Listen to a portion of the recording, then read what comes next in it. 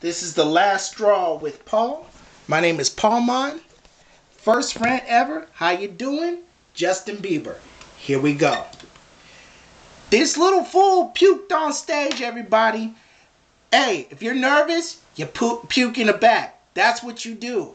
Talented people puke in the back, go on stage, perform, and then get off the stage. You, however, you decided you wanted to show your ass. And you literally showed your ass. Number 2, counting dance moves while you're on stage. Look, your facial expressions and how you move, we can see that you're counting. Dude, you know what you should do? Get a stool.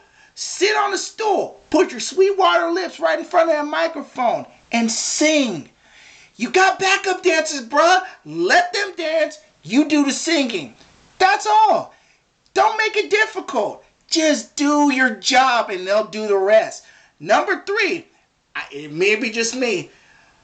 You look sweeter than your girlfriend in public. You have perfume for girls. You're wearing 2 earrings and you're wearing clothes on the other side of masculinity.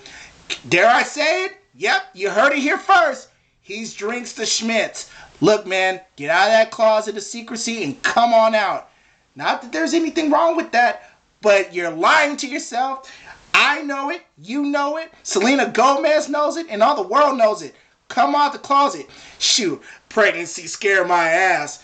That right there, my man, is why I dislike you. Those 3 points. Hey, I'm only seeing how it is, and personally, you would feel a lot better if you came on out. And that's the bottom line, and that's the last straw with Paul.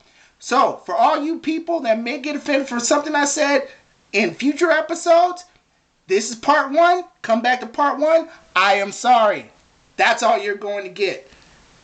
And, last but not least, part 2, tomorrow. Same time, come see me.